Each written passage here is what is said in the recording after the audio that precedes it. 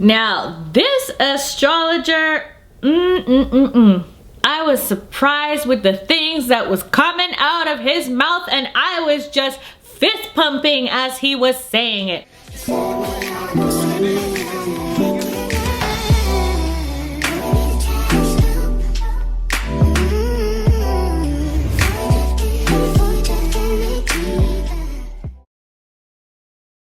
Hey my beautiful peeps, my name is Char and welcome to Char TV.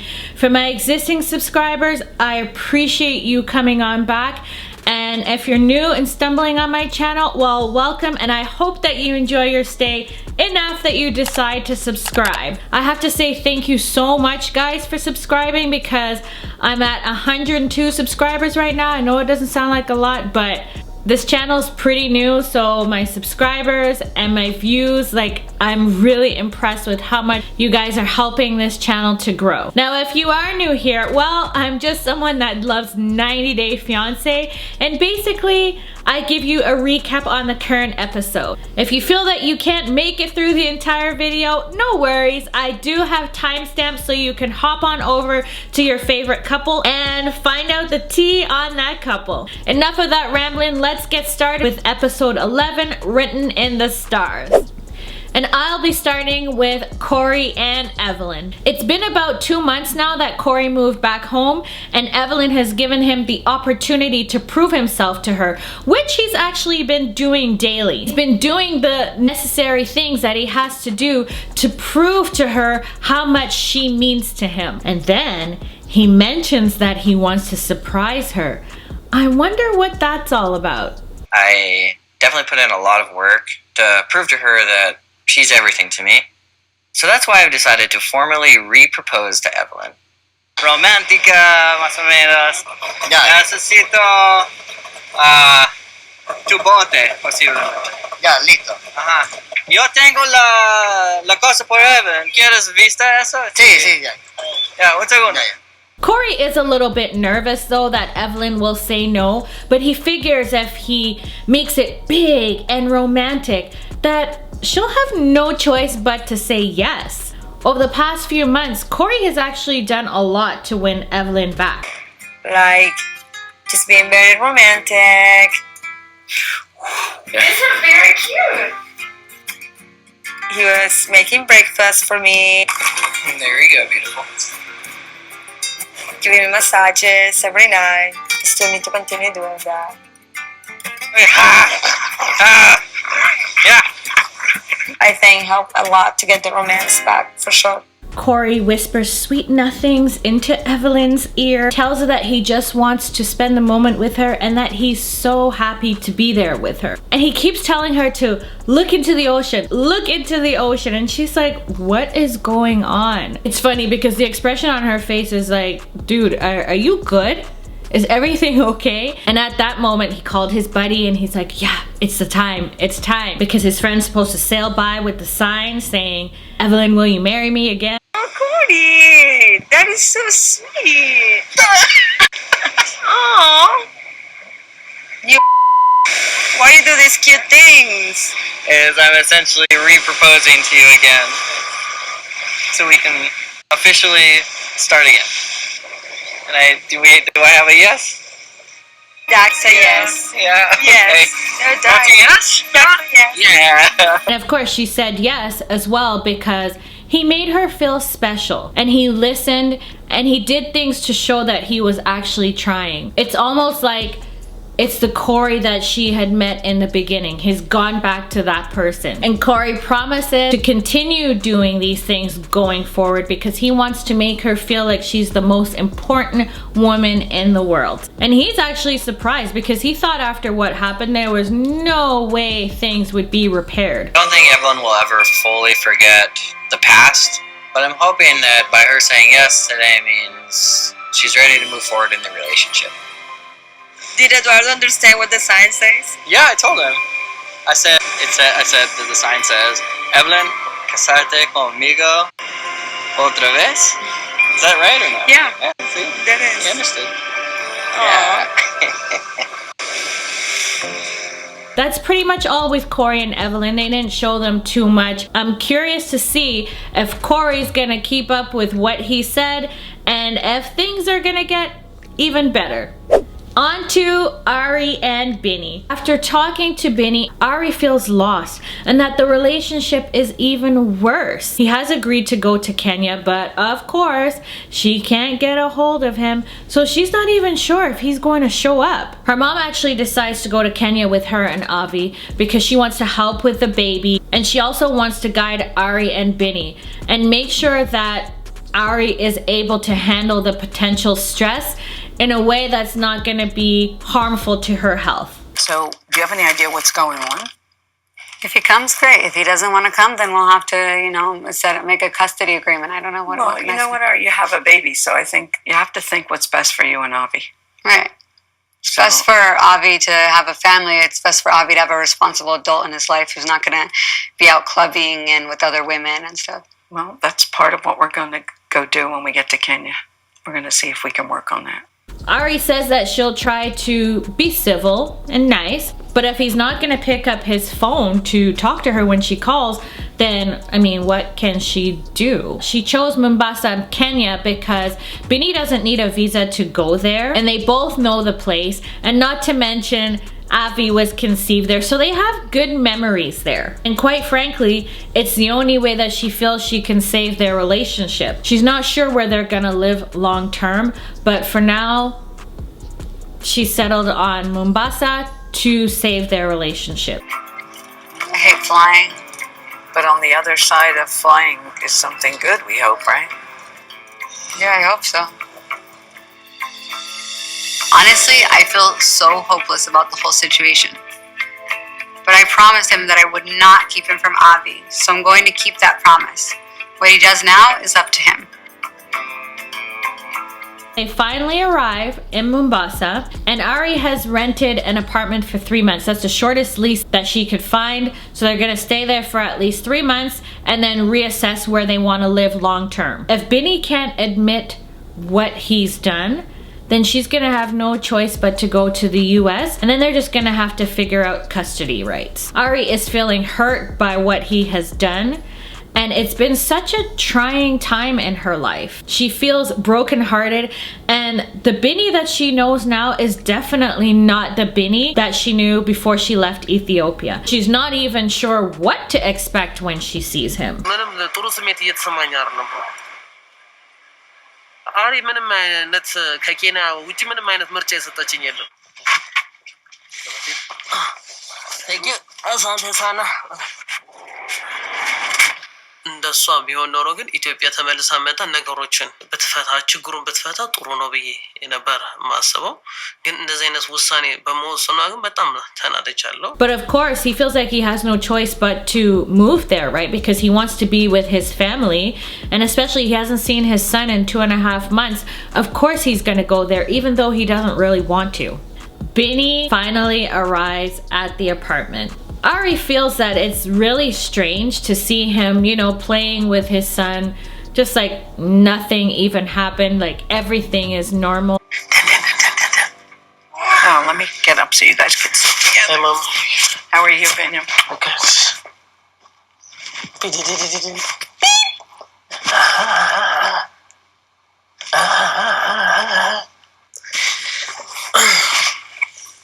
He's like, why is Daddy here? I haven't seen him in months.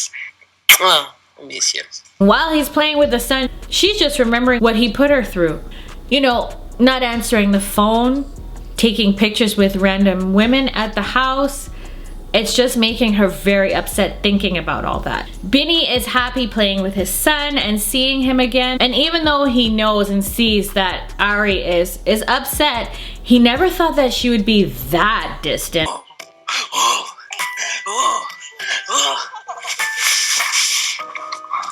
Binny and I have so much to talk about and get past before we decide if we have a future together. But I'm not going to confront him about anything right now because I just want to have at least a peaceful first night.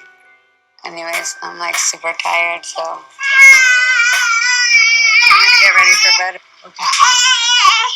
The next morning, Ari and Binny decide to, step outside of the apartment, leave the baby with the grandmother, so they can have a decent chat about things. She actually hired a translator that can speak Amharic, I think that's how you say it, because Binny likes to use the language thing kind of as an excuse, like, oh, Ari never understands me because of language. So at least with a translator present, there's no excuses and he'll be honest with his answers. Binny feels though a translator is not needed because the communication between them is good, like they can understand each other. So he feels that her hiring a translator is just to cause drama. I don't know, how do you guys feel about that? Do you think a translator was necessary because they always talk, or do you side with what Binny said? በጣም የሚከብደህ መስሎኝ ነበረ ብቸኝነት የሚሰማ መስሎኝ ነበር But then you stopped calling and you stopped texting and you would turn off your phone. መደወል ከዛ በኋላ መደወል አቁም ሜሴጅ መላክ አቁም He's like, no, I don't turn off my phone. I answer when you call, but sometimes when you call, you're not the nicest and I don't want to fight. So then I will just ignore your calls. Give you a chance to cool off a little bit. Things get a little bit heated with that topic, so they decide to drop that and attack another one. She mentions that she's received calls and texts from people telling her that they've seen Binny with women going in and out of the house and at the club. So of course, when he's ignoring her calls, she's putting things together. So because of all this, she's feeling quite ashamed, and that's one of the reasons that she doesn't want to return to Ethiopia. Binny feels that she's wrong. He's not cheating. He just has a lot of friends, and because now he has the little studio, a lot of people are coming and going. So if neighbors see people coming and going, it's for that reason. It's not because he's cheating. I don't know. You guys let me know what you feel. Do you feel that Binny is cheating, hence ignoring her calls? Or do you think, he's just doing things to pass the time till she comes back because he's lonely? And yeah, when he does ignore her, it's because he wants to give her a chance to cool off.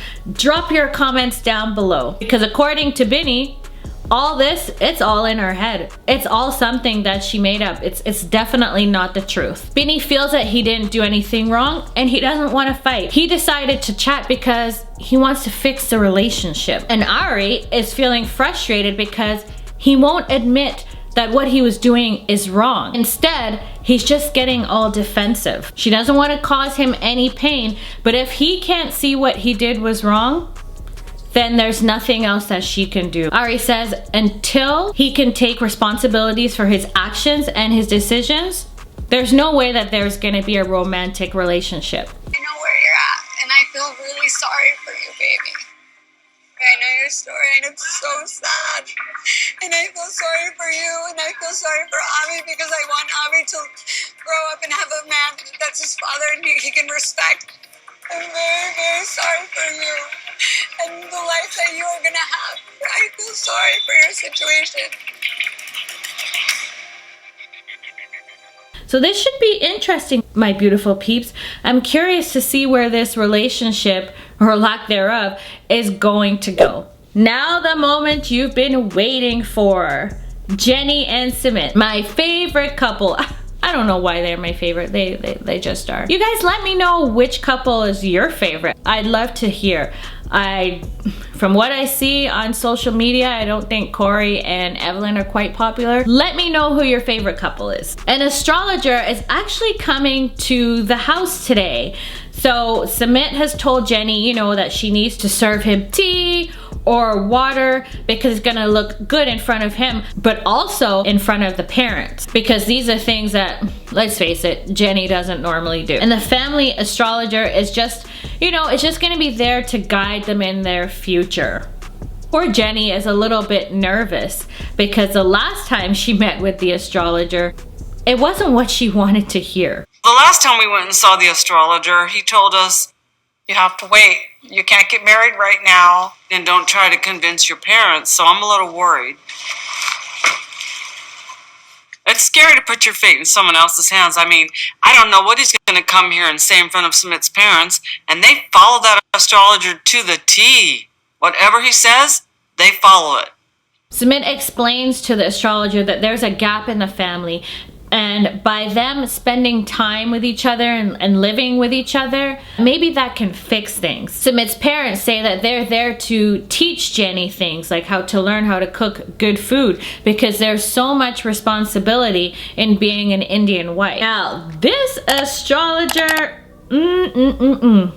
I was surprised with the things that was coming out of his mouth, and I was just fist pumping as he was saying it. Man, y'all, the astrologer said that he does not agree with Sumit's parents. आपको कुछ नहीं सिखाना है. आप अपने husband का ध्यान रखो. आप अपना मतलब आपको दूसरे के घर में इंटरफेरेंस नहीं करनी है. खाओ पियो ऐश करो, कुछ नहीं करना आप. और jenny सीखेगी. He said, like, they don't need to be here to teach us anything. They need to be here only to bless us, to enjoy, just to be happy. Jenny does admit that, you know, she gotta try a little bit harder. You know, yeah, you do, especially with the cleaning. Stop putting your nasty tissues on the table and sweep up a little bit. You know what I'm saying? But the astrologer said, don't worry, you'll learn. I'm actually so surprised that the astrologer said that, especially that he's known them for a good chunk of time. I just thought that he would kind of be on their side, but no, he does not agree with what they're doing. And he actually feels that Sumit's mom's exercise, what's her name, Sadhna? I can't even pronounce her name properly, but her exercise with living with them is actually useless. Useless. He feels that they're just dreams, and she's pre-lived this scenario, like, you know, when I have a daughter-in-law, I'm gonna do this and da-da-da-da-da. But in reality, the whole setup that she's doing now is not gonna work, and clearly it's not, because they've been doing nothing but bicker. He asked the mom, what is it about the relationship that bothers you? And she said, well, in marriage means to have children and a good life. And we all know how old Jenny is, so ain't no children coming out of her woohoo. She has gone past that. आपकी हो रही है ना? तो point है, शादी आपकी होनी नहीं. आपका कोई लेना देना ही नहीं है इसमें. इसके भाग्य में लिखा है, यही तो स्टार्स करेंगे, देखते हैं. आप बीच में पंगे डाल के करोगे तो इनके मन में ये आएगा कि ये दुश्मन है हमारी. आप माँ हो, कैसी माँ हो? स्वार्थी माँ हो आप, ऐसा लग रहा है मुझे. I was like, damn, he went in again. He even said it's gonna start to affect your body in a negative way, which it will. I mean, all that fighting and that's not good for your inside. It's not good for your mental health. Like, I totally see what he meant by that. And she agreed, hey, if it's written in the stars, if that's what it's supposed to be, then there's nothing that she can do about it. The parents are going to actually accept it because there's nothing that they can do. They can't change fate. It's their destiny. It is what it is. Sumit said this is the first time that someone's ever set his parents straight.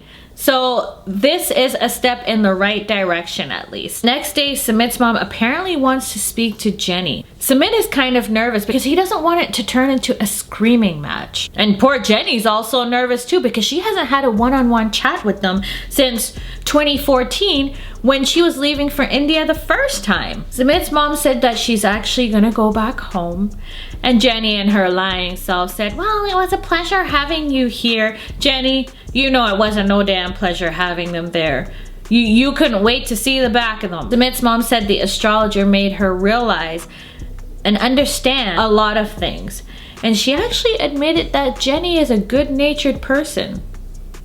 That's surprising. I thought she hated her guts. She says that things have already been decided by God. हमारा प्यार बना रहे आपस में. We think our love should maintain. This This will. No, Jenny, no. Jenny jenny jenny हम लोग ना प्यार करेंगे आपको बहुत प्यार करेंगे. We love you. This is all weird. But honestly, it was nice to see, like, finally no bickering.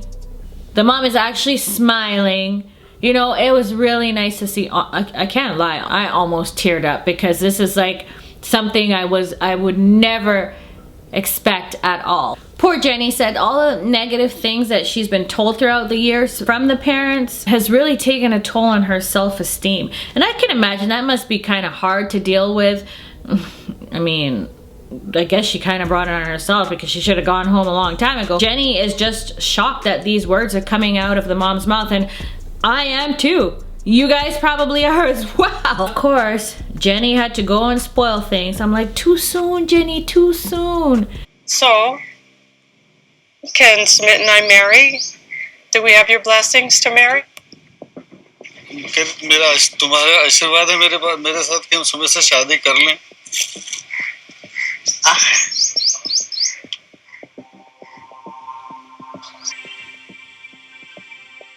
देखते हैं